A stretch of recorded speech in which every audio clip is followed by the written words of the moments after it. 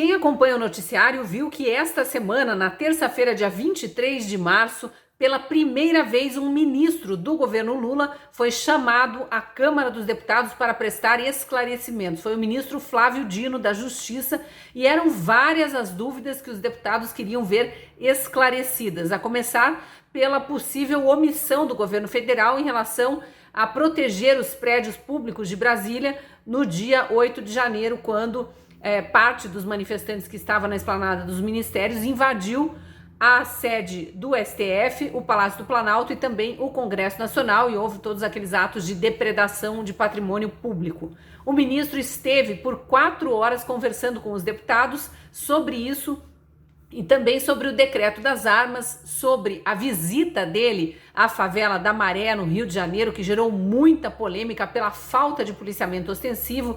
Os deputados queriam saber, inclusive, se houve negociação com traficantes, com o crime organizado, com aquelas facções criminosas que dominam o crime organizado nas favelas do Rio de Janeiro. E mais algumas questões também envolvendo algumas outras dúvidas em relação a atos do Ministério da Justiça nesses primeiros 3 meses de governo.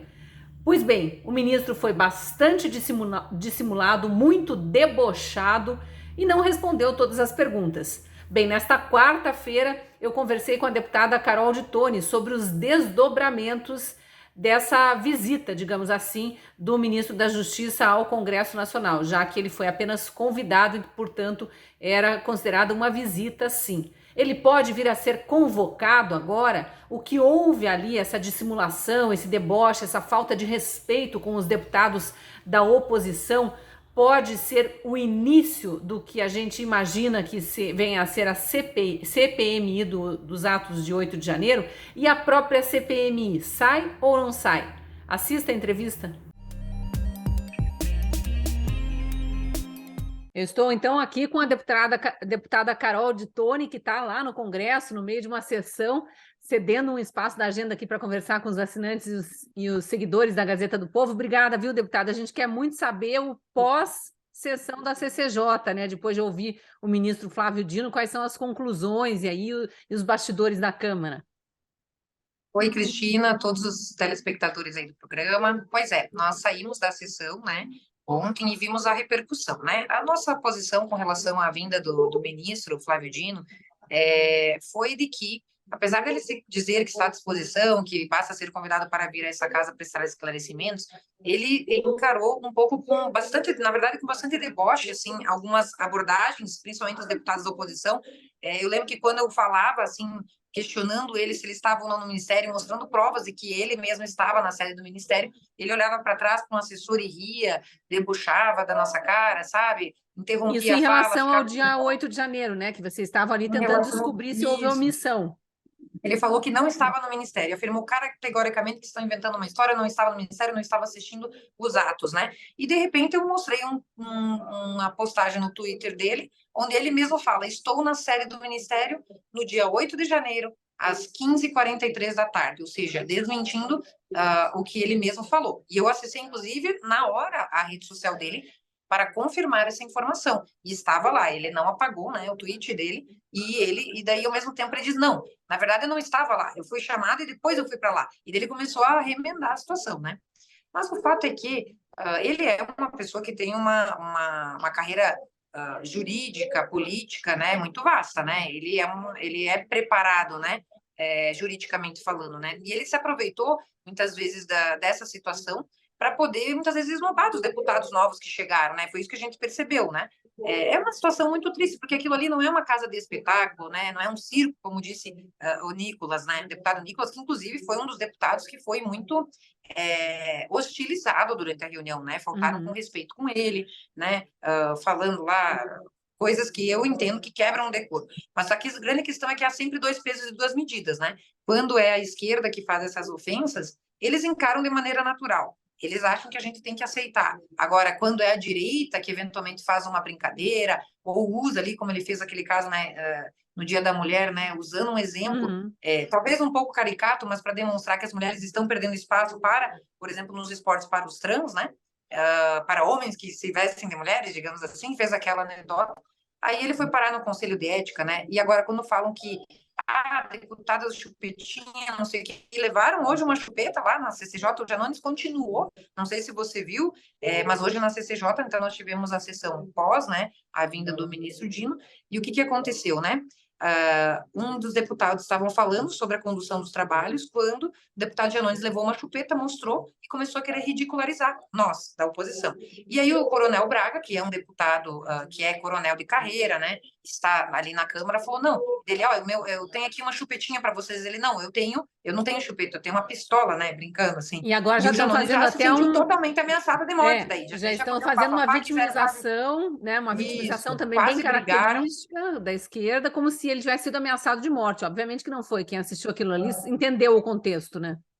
Isso, e aí o Janones já se sentiu ameaçado, daí o Coronel Braga quase foi por cima dele para quase brigaram lá, foi uma cena lamentável. Aí suspenderam a reunião por um tempo, depois restabeleceram.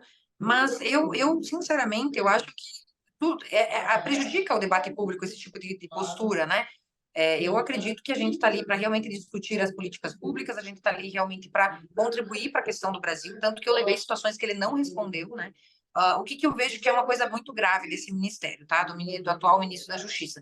Quando a gente vai ver o que deve ser uma postura de um ministro de Justiça, que deve ser cuidar da segurança pública do país, a gente pensa assim, não, ele deve repreender o crime, aprovar leis penais de combate à corrupção, contra o crime organizado, né? Fazer políticas públicas para fomentar mais segurança na sociedade, principalmente agora que ele acredita que o cidadão ele não pode prover sua própria segurança, né? Mesmo diante da ineficiência do Estado, ele restringiu a questão das armas e tudo mais, né?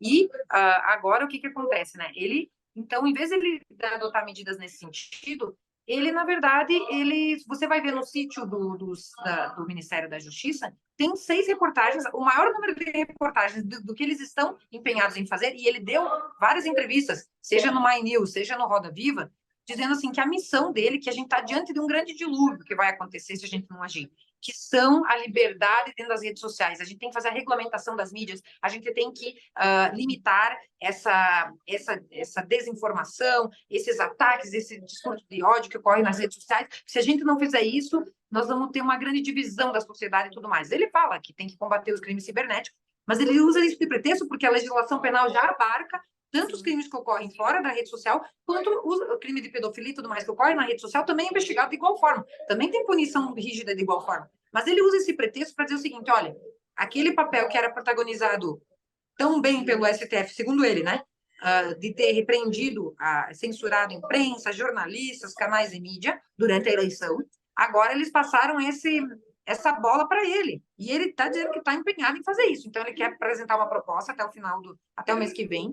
Inclusive, ele vai fazer uma proposta da regulamentação das armas até o mês que vem também, né? Agora a gente está finalizando o período de recadastramento aí, e ele quer justamente ser o protagonista desse debate público, quando, na verdade, isso viola a prerrogativa do Congresso Nacional. Por que eu digo isso?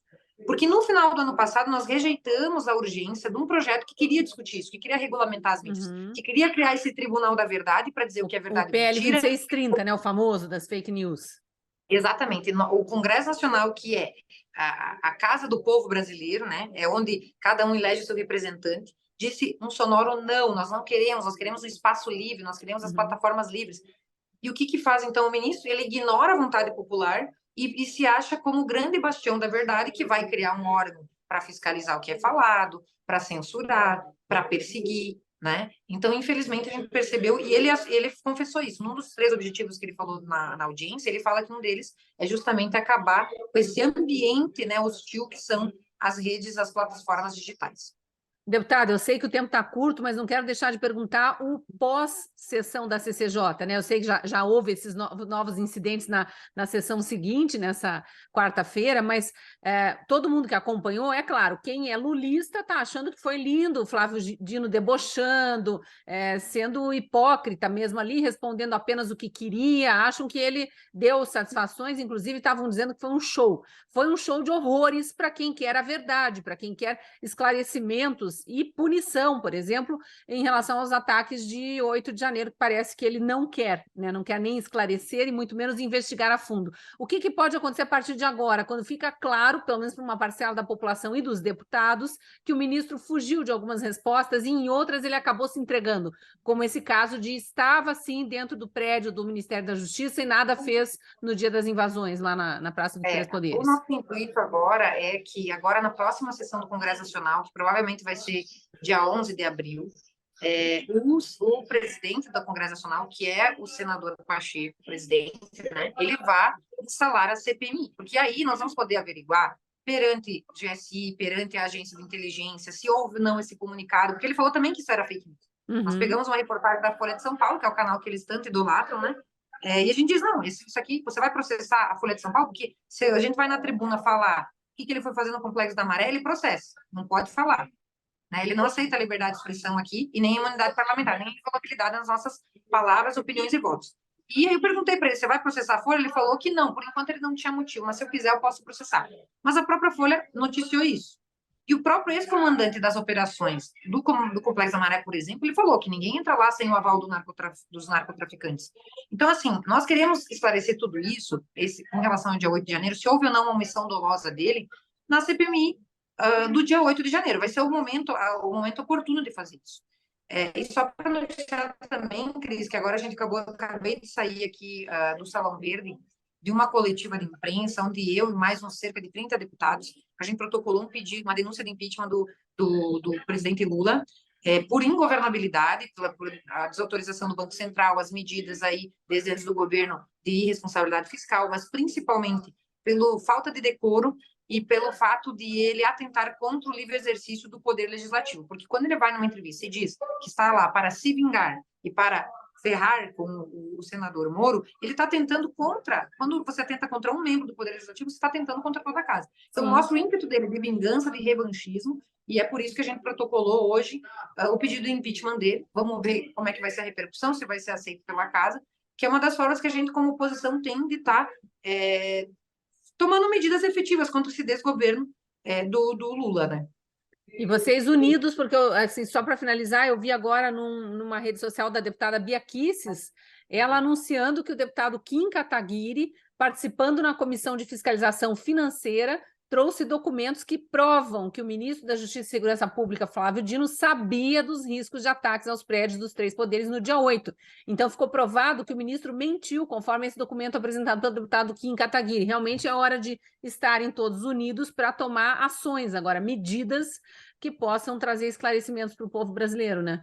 Exatamente. E o local adequado para a gente investigar isso é numa CPMI, numa investigação ampla, com membros das duas casas, com o comparecimento das autoridades responsáveis, seja a Polícia Militar do Distrito Federal, seja a Agência de Inteligência, para que eles tragam à tona se houve ou não uma omissão dolosa, né, uma complacência, para que isso tudo acontecesse, né? Porque a eficácia de decretar uma intervenção em um dia ele teve. Agora, lá no Rio Grande do Norte, com 300 ataques, mais de 30 cidades, mais de 10 dias de caos, ainda não houve uma intervenção. Então, são 2 pesos e 2 medidas, né? Então, a gente quer que tudo isso seja esclarecido. Obrigada, deputada, pelo seu tempo, pelos esclarecimentos. Boa sorte aí na sequência dos trabalhos. Vamos seguir acompanhando aqui. Obrigada, Cristina, e todos os telespectadores. Um grande abraço. Um abraço. Ótimo, obrigada, bom trabalho.